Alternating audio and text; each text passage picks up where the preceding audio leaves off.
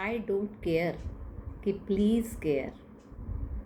I don't care हे वाक्य जेव्हा आपली मुलं आपल्याला म्हणतात त्यावेळेला स्वाभाविकच मन दुखावतं. राग येतो मुलांच्या बेजबाबदारपणाचा, बेदरकारीचा आणि बेपर्वाईचा. मात्र दरवेळेलाच मुलं उद्धटपणाने बोलतायत असं नाही. तर कधीकधी जेव्हा एखादा टीनेजर मुलगा किंवा मुलगी मला काही फरक पडत नाही, आय डोंट केअर असं म्हणतो किंवा म्हणते, तेव्हा त्या शब्दांच्या मागे खूप काही दडलेलं असू शकतं.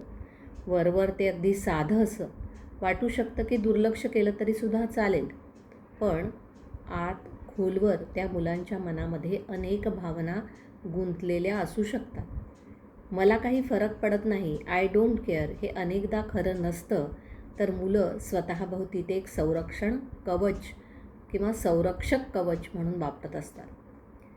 आपण मोठी माणसंसुद्धा जेव्हा समोरच्याला काही सांगू इच्छितो, आपलं मत मांडू इच्छितो आणि जर समोरचा माणूस ऐकत नसेल, त्याला आपण खूप समजावून सांगत असू, तो आपल्याकडे लक्षच देत नसेल किंवा आपल्या मतांना महत्त्वच देत नसेल, तर आपणही असंच म्हणतो आय डोंट केअर.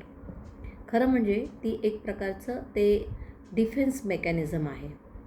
कारण किशोरवय हा एक बदलाचा काळ आहे. शरीर बदलतं, विचार बदलतात, स्वतःची ओळख शोधण्याची धडपड सुरू होते.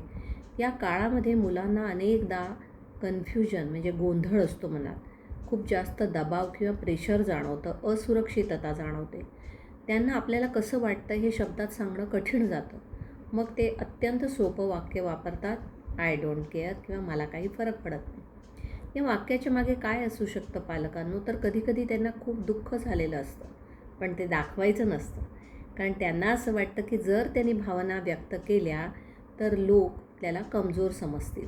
मग ते स्वतःभोवती एक भिंत तयार करतात आणि खरं म्हणजे मला काही फरक पडत नाही ही त्या भिंतीची पहिली वीट असते.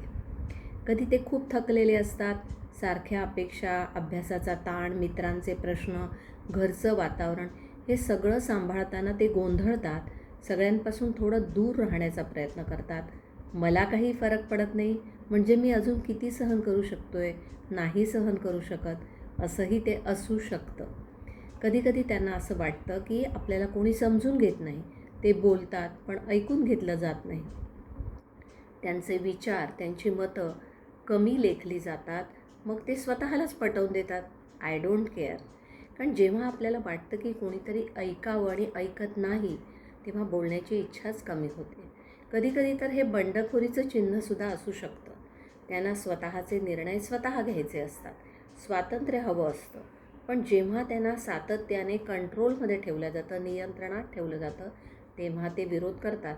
मग हवं असतं माझं ऐका असा एक शांत आणि ठाम आवाज आतून येत असतो, पण तोंडावर काय येतं, आय डोंट केअर.